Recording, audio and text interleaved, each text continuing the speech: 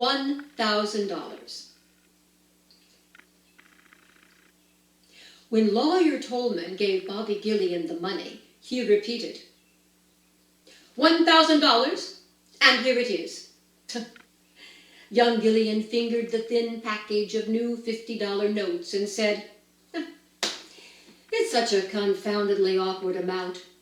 If it had been $10,000, a fellow might wind up with a lot of fireworks and do himself credit. Even $50 would have been less trouble. The lawyer continued, you heard the reading of your uncle's will. I do not know if you paid much attention to its details. I must remind you of one. You are required to render to us an account of the manner of expenditure of this $1,000 as soon as you have disposed of it. The will stipulates that. I trust that you will comply with the late Mr. Gillian's wishes. You may depend on it, in spite of the extra expense it will entail. I might have to engage a secretary. I was never good at accounts. Gillian went to his club. There he hunted down Bryson, an old friend. Bryson was in the corner reading a book, and when he saw Gillian approaching, he sighed, laid down his book, and took off his glasses. Bryson, I've a funny story to tell you. Bryson responded, oh, I wish you could tell someone in the billiard room. You know how I hate your stories. Oh, this is better than the usual, and I'm glad to tell it to you. It's too sad and funny to go with the rattling of billiard balls. I've just come from my late uncle's firm of legal buccaneers. He leaves me an even $1,000. Now what can a man possibly do with $1,000? I thought that the late Septimus Gillian was worth something like $1 million. He was. And that's where the joke comes in. He's left his whole cargo of doubloons to building a hospital. There are one or two trifling bequests on the side. The butler and the housekeeper get a seal ring and $10 each. His nephew gets $1,000. Well, you've always had enough money to spend. Tons! Uncle was the fairy godmother as far as the allowance was concerned. Are there any other heirs? Well, there's a Miss Hayden, a ward of my uncle who lived in his house. She's a quiet thing, musical, the daughter of somebody who was unlucky enough to be his friend. Oh, I forgot to say that she was in on the seal ring and the $10 joke, too. Oh, I wish I had been. Then I could have had 2 bottles of brute, tipped the waiter with the ring, and the whole business off my hands. Oh, don't be superior and insulting. Bryson, tell me what a fella can do with $1,000. Well, $1,000 means much or little. One man may buy a happy home with it and laugh at Rockefeller. Another could send his wife south with it and save her life.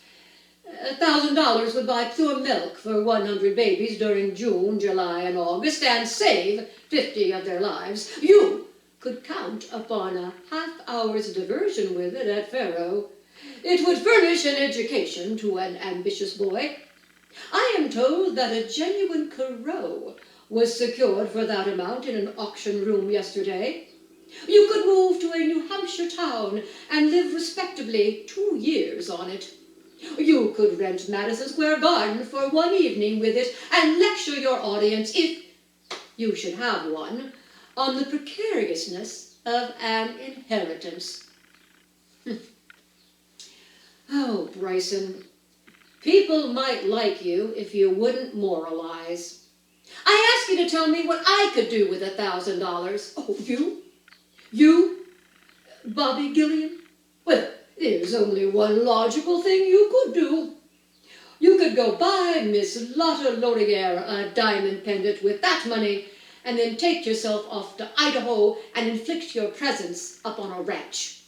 I advise a sheep ranch, as I have a particular dislike for sheep. Gillian rose from his chair. Thanks. I thought I could depend upon you, Bryson. You have hit upon the very scheme I wanted to chuck the money in a lump, for I have got to turn in an account of it, and I hate itemizing. Gillian phoned for a cab and said to the driver, "The stage entrance of the Columbine Theater."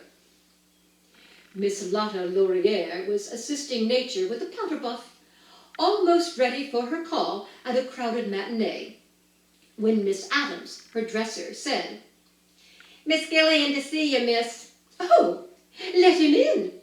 "Oh, now what is it now, Bobby? I'm going on in 2 minutes." "Rabbit-foot your right ear a little and listen. That's better.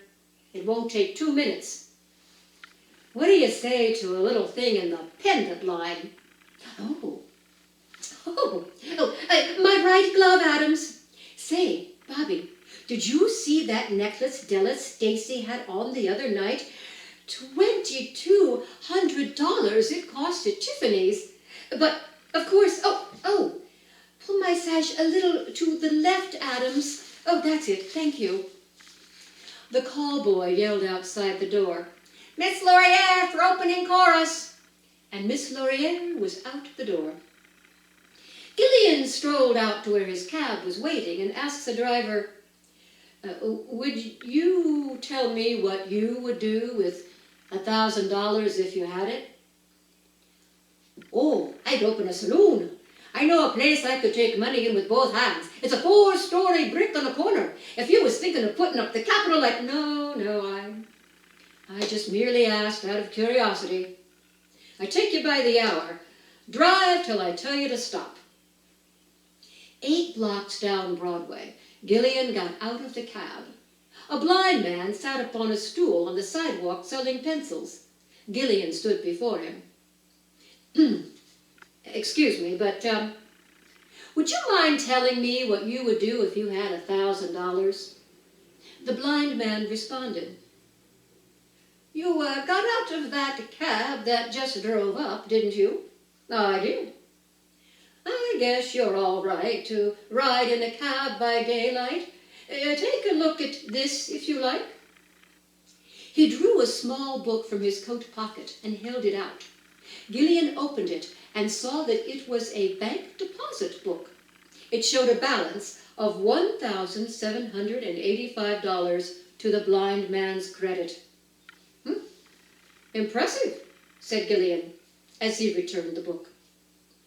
Jumping back into the cab, he said, "I forgot something. You may drive me to the law offices of Tolman & Sharp at 500 Broadway."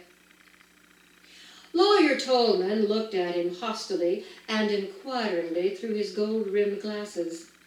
Gillian, undaunted, asked, "I beg your pardon, but may I ask you a question?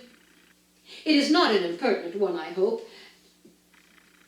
Was Miss Hayden left anything by my uncle's will besides the ring and the $10? Mr. Tolman replied, "Nothing." "Thank you very much, sir," said Gillian, and went back to his cab. He gave the driver the address of his late uncle's home. Miss Hayden was writing a letter in the library. She was small and slender and clothed in black, but you would have noticed her eyes. Gillian drifted in with his air of regarding the world as inconsequential and explained, "I've just come in from old Tolman's. They've been going over the papers down there, and they found an amendment or a postscript or something in the will. It seemed that the old boy loosened up a little on second thoughts and willed you $1,000. I was driving up this way and Tolman asked me to bring you the money, so here it is. You'd better count it to see that it's right." And he placed the money beside her hand on the desk. Miss Hayden turned white and said, Oh. Gillian turned away and spoke, "I suppose, of course, you know that I love you." Taking up the money, she said, I'm sorry. There's no use. I'm sorry. May I write a note?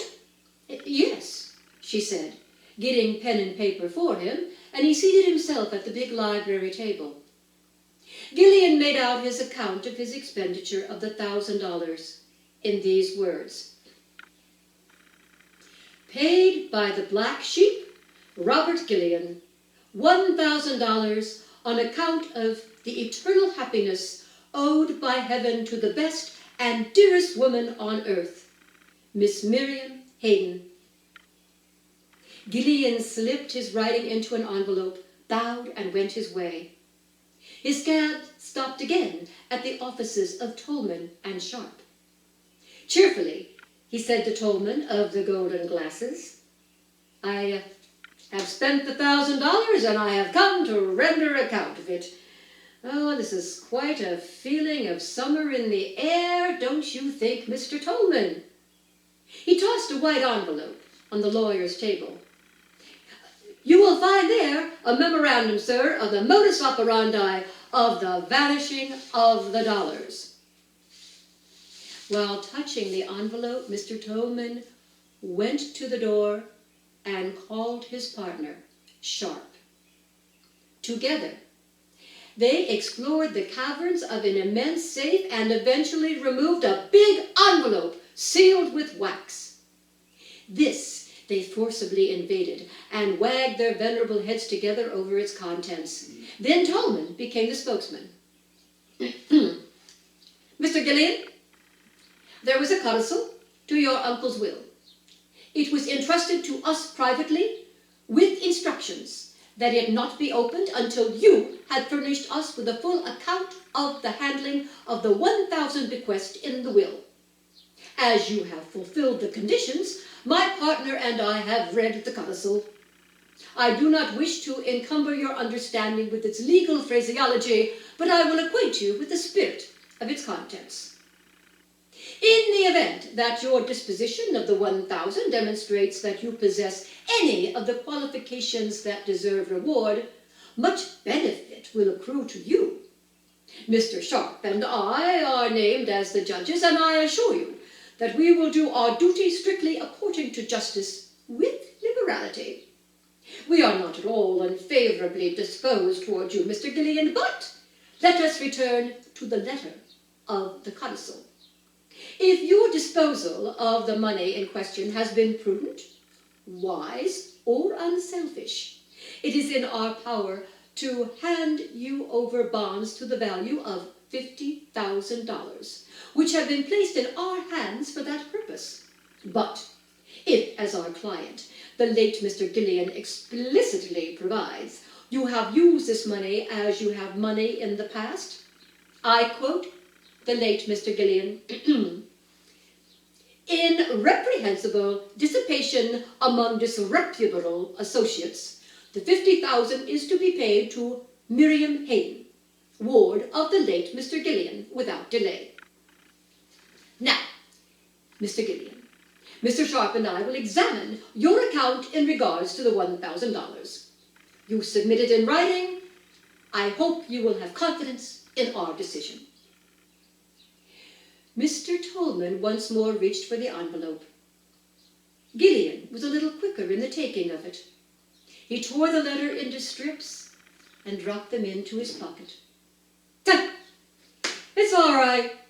There isn't a bit of need to bother you with this. I don't suppose you'd understand these itemized bets anyway. I lost $1,000 on the races. Good day to you, gentlemen. Tolman and Sharp shook their heads mournfully at each other when Gillian left, for they heard him whistling gaily in the hallway as he waited for the elevator. And that is today's Tales of the Victorians, $1,000 by O. Henry.